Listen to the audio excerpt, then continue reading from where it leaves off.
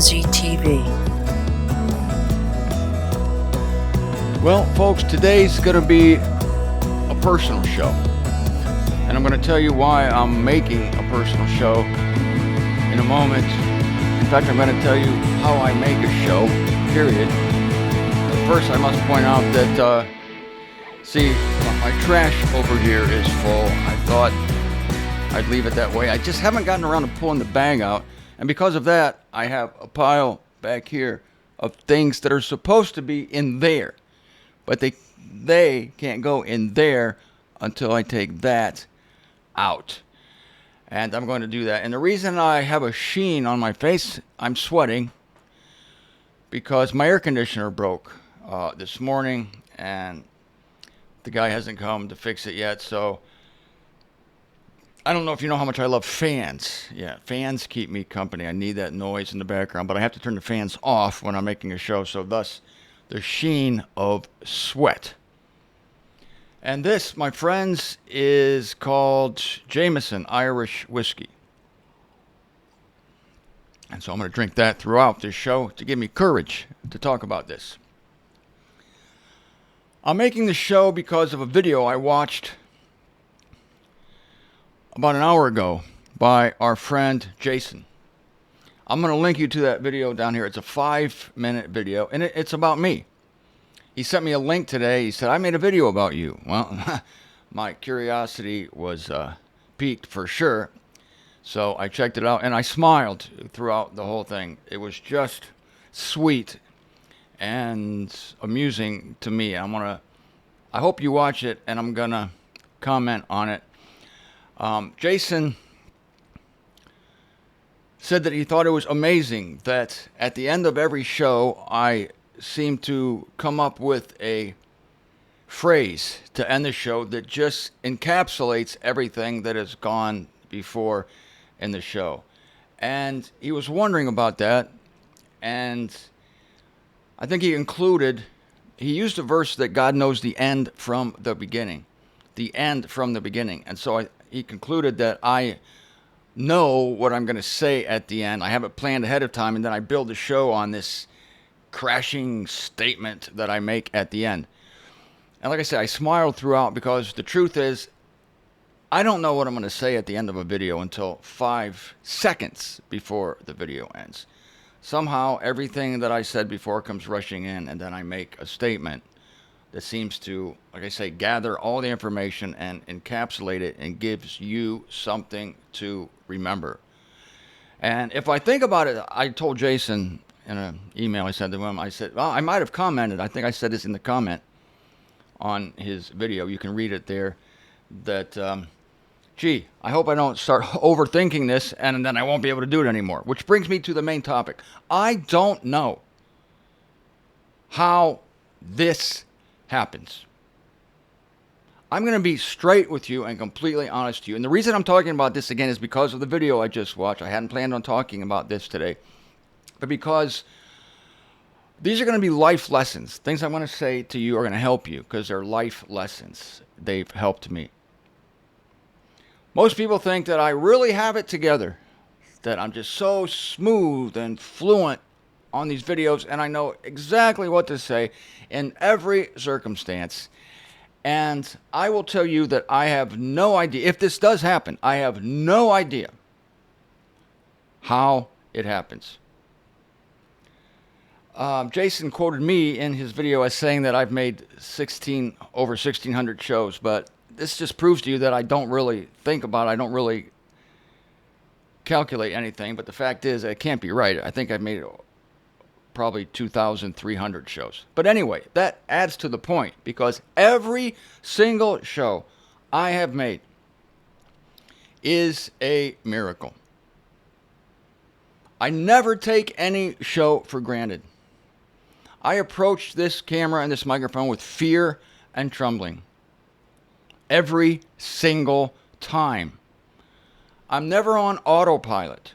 I never just assume, yeah, I'm going to do another show. It's going to be great. I don't know if it's going to be great. I don't even know if it's going to be coherent. I don't know anything because I don't take it for granted and I am weak. I don't have it all together. The one thing I do have is that for 8 years, I saturated myself with reading, with knowledge, with study, with concordances, with the Greek, with the Hebrew, and I just studied day and night for 8 years. So I have all the information in me. But sometimes I feel, and I think you feel this way too, that sometimes I feel like, do I really know anything? I mean, because sometimes that information that God gives you, the knowledge you have of Him, it just lies dormant in there. And you wonder, is it there? Is it still there? Am I going to lose it? Have I lost it? Because I realize God could take everything away, not the faith, as I told you. But He could take any ability I have to talk, any ability I have to make sense. He could take it away any day. The Lord gives and the Lord takes away. This is a constant reality to me. And so I consider every show a miracle. And I don't know if there's going to be another one. Like I say, I'm never on autopilot. Before every show, I pray that I say something worthy, that I say something that will help you, the saints. Because I don't know if I will, like I say. I feel like every show is a tightrope walk. Every show is a risk. Every show is a mystery. And I'm always trepidatious at the beginning. I mean, before I start a show, I always don't know if I'm going to still have it.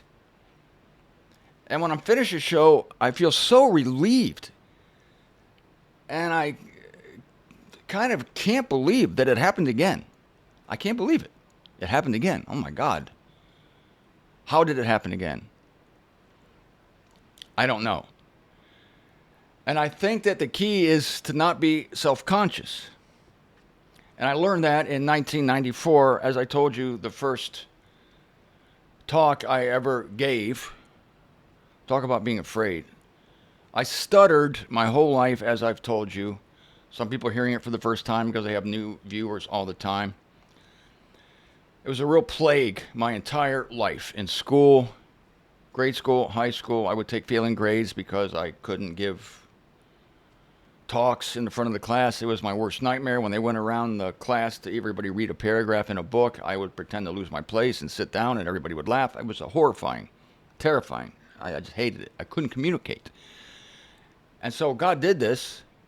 And I think that frustration over the years of not being able to articulate what I was thinking, I always had thoughts. I always had things I wanted to say, but I couldn't say them. And so when God delivered me of that, it's like the dam broke. Then you couldn't shut me up. And the first time it happened has been a template for me for my whole time here doing this in the last 29 years. And that was June of 1994. Many of you have heard this before. I went to a conference as an observer, as a participant, never thinking that I was going to talk because I was a writer.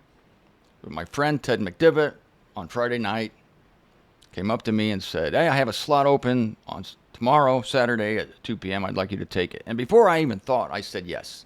Because I told God when I started this work, I'll do whatever it takes to get the truth out, even if I'm uncomfortable with it, even if it's not my thing. And this is actually not my thing. Writing is my thing. And so I didn't sleep the whole night before, didn't sleep, not a wink, just laid awake, just why God, why, just terrified. And the next day, I was terrified. I felt like I was going to my own crucifixion. I wanted to die. I was hoping I would rather have ascended the 13 steps to a gallows than to speak in front of, there was 35 people there in Windham, Ohio. Dean Huff was there, James Corn was there, Phil Scranton was there, a lot of people I respected. And I thought, what am I doing here? And I went to the bathroom, not to go to the bathroom, I went to the restroom before the thing started, before my talk started, and I got on my knees at the soap-caked sink. And I prayed to God. I said, God, if it's possible, please deliver me from this. But if it's not possible, then let me do this for your glory, and you have to help me because I don't know how I'm going to do this. And there was a breakthrough that minute. And the breakthrough was this.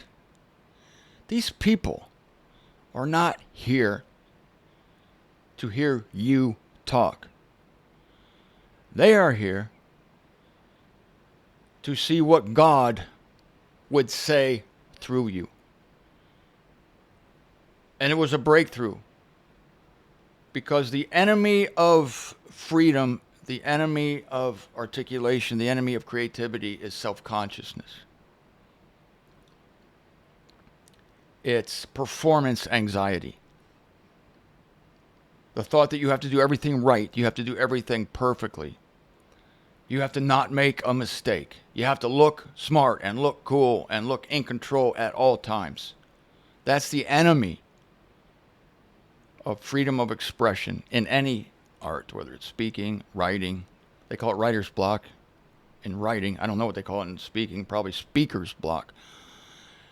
But self-consciousness is the enemy. And when I realized that they weren't there to hear me, they were there to hear what God would have to say through me, then my self-consciousness fell away. I was still scared. My knees were literally knocking. I mean, that's not a figure of speech when they say your knees knock. My patellas, the little bone in between my femur and my tibia and fibula, it was vibrating.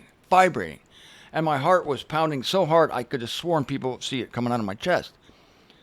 But I went up there and I just started. And it came. It was a miracle. I don't know how it happened.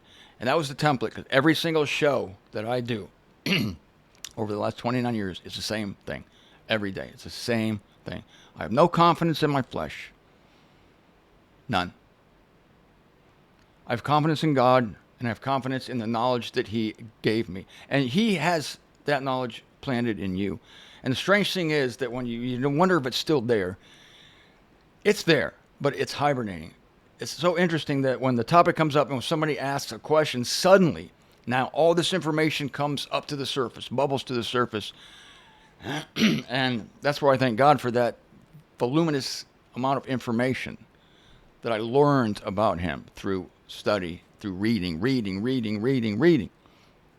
And I know that's in there, and I trust that. And I trust all the filters that I learned. As I hear people talk, as I hear other people teach, I run every word I hear through filters. Who's the scripture speaking to? What time was it written? Was this written to the circumcision or the uncircumcision?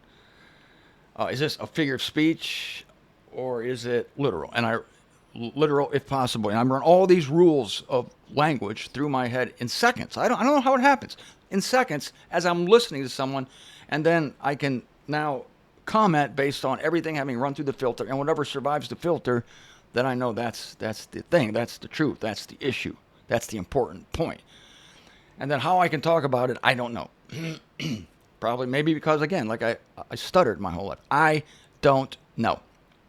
I have a friend right now who's an artist, and he's working on a project, and he just can't come up with it. He's got artist block. And in my humble opinion, it's because he's overthinking it. Thinking about it too much. Wanting to do the perfect thing.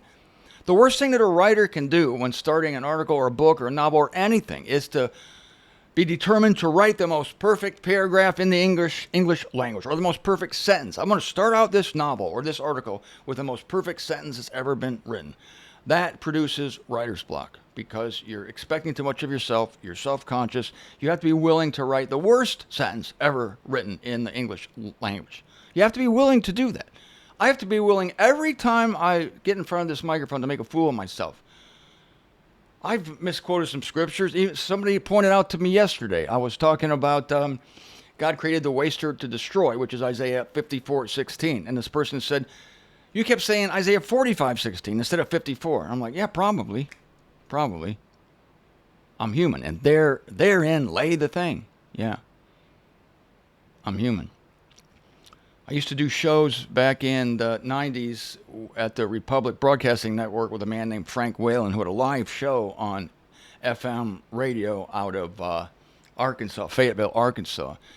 And I remember I did the same thing there. I would just pray before every show. I'd pace up and down the room before I went on the air, and I said, Jesus, please help me say something that will help these people. There's invisible people out there. I can't see them, but they're listening. And please, let me not be conscious of myself, but let me only be conscious of you. And let the words come, and let the words be fruitful. Let them help the people who are listening. Please, I beg you. I'm imploring God constantly. Help me It's like, help me, help them. And again, I learned all that in that bathroom, in that hall in Windham, Ohio that day in June of 1994. Like I said, after that, they couldn't shut me up. But I don't know if it's going to happen the next time. That's the thing. I don't know. I have no confidence that I'll be able to do this tomorrow. No confidence. And I'm not kidding you. You have to take me seriously. You have to take this at face value. Because I don't know really what's going to happen next. This is why I don't like too much preparation. Here's another thing. I don't like too much preparation because in life, and no matter what you do, you have to maintain always the big picture. You cannot get lost in the details. Like, I know a lot of details, but when I write or when I speak, I may not call on any of them. I don't have to, but they inform the things that I do say and I do write. I heard Ernest Hemingway say, one of my favorite writers, Ernest Hemingway and Mark Twain, my two favorite writers. He said when he wrote The Old Man in the Sea, he said, I knew how a large fish sounded when it breached the water line and smacked back down. I know how the tug of a line feels when you get that bite. He went all these details of all the things that he knows. And he said, and I didn't put any of that in the book. What? The thing was, everything that he knew, everything that he had informed what he did write. He didn't have to say it all, but it was there and it informed it. It became the fuel that put out the words that he did say.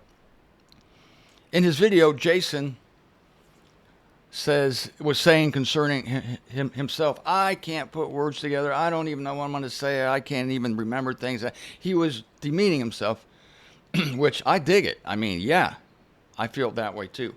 But the thing is that Jason has a voice that's unique. This is not a cliche. This is why I encourage people for years to make your own video, make your own YouTube channel. People are tempted to say, well, it's all been said before. You've said it in all your shows. Other people have said it. What do I have to offer? This. People need to hear it from a unique perspective. And Jason and everyone else out there, you have a unique perspective. And you have your own gifts. You have your own shortcomings. And God mixes the gifts with the shortcomings. I mean, it's impossible to do anything perfectly. Impossible. Of course, every artist wants to. You want to do everything perfectly. You want to say everything just right. Sometimes after I make a show, I'm just like, why didn't I say this? Or why did I say that? Yeah, I can go back and edit it, but sometimes I just leave the mistakes in because, again, it helps keep people from thinking that, like, I got it all together. I don't. But God has it together. And it truly is a walk of faith and trust in Him. I'm not denying that He has given me certain gifts. But there's the thing right there. What is it, 1 Corinthians 4:7? I quoted it yesterday, I think. What do you have that you have not obtained from God? Nothing. You have nothing. Everything that I have, any gift that I have to write or to present this truth to you in a coherent fashion is a gift of God. And to be cognizant of that constantly, that's the secret. Because you realize the Lord gives and the Lord takes away. The Lord could take this away. He could take away my mind. He could take away my ability to reason, to make sense. I mean, in so many ways, this fragile vessel can be wrecked. I mean, in some ways, it's wrecked now. But God uses the wreckage in combination with the knowledge to present His information in a way that is informative, but at the same time, human. This is why you and I despise these Christian pastors. T.D. Jakes, is that the guy's name? He comes immediately to mind. These guys are so slick, and they have all the right intonation. In fact, I remember a story about Abraham Lincoln giving the Gettysburg Address. There was a guy who went before him, like his opening act. Right? Lincoln travels from train from Washington, D.C. to Gettysburg, Pennsylvania to dedicate the cemetery there in honor of those fallen at the Battle of Gettysburg. And before he went on, some guy, I don't know who it was, but he gave this eloquent speech. He had it prepared, and it was all practice. He probably said it in front of a mirror 15 times, and he intoned all the right words. He emphasized everything perfectly, and he went on for like an hour. An hour. Nobody remembers that freaking speech. Do you know the speech they do remember? The one Lincoln gave as he wrote it on an envelope on the train on the way to Gettysburg. 7 years ago, wrote it on an envelope. And as Lincoln stood on the podium, he was hunched over. He talked in his drawl. Nobody knows how. We have no audio recording of Abraham Lincoln. 7 years ago. I don't know. 7 years ago. I don't know how he said it, but it was somewhat embarrassing. The man's physical presence was embarrassing. He was tall as a beanpole, taller than everybody else in his generation. He was looking down, reading his envelope, whatever he wrote on the train. And it's immortal. Why? Why is that immortal? And the man who went before him, nobody remembers. Why? Because it came from his spirit, came from his soul, came from his heart. He didn't practice it once. He didn't have time to. Because it came from his instinct. And it's such a beautiful thing. And that's the miracle. That's why I don't know if I'm going to be able to do it tomorrow. I don't know how I'm doing it today. I'm so relieved when the video's over. I just can't believe that it's done. I can't believe that it happened again. I'm sure Abraham Lincoln was the same way. But the guy who went before him, or T.D. Jakes, or any other of these polished orators, they know exactly how it happened, and they know that it's going to happen tomorrow, and it's going to happen the next day, and the next day, and the next day, because they're machines. It's almost like, I don't mean this literally, but it's almost like they have no souls. But those of us who do, we're perched on the edge of disaster. Oh, that whiskey's strong. We're perched on the edge of disaster. I'll speak for myself. I'm perched on the edge of disaster. Every second of this video, I'm on the edge of disaster. I'm just barely hanging on. And that's good, because I have no confidence that it's ever going to happen again, or that it's going to happen to the end of this video. And as I sit here right now, this second, I don't know how this video is going to end. So I say that to Jason. I say that to Jason. I smiled throughout his video. Again, I'm going to link it down here because it was amusing. It was sweet of him to make a video about this. Because to some people it seems amazing. Man, how can Martin make 2,000 shows? Every show seems to be pretty decent. Well, Martin doesn't know either. But this is what I was meant to do. This is what I was born to do. And you are all born to do what you were meant to do. I just say to you, and this is life advice, don't overthink anything. Keep it simple. Recognize at all times that what you have and what you do is not of you. You got it from an outside source, and the outside source is God.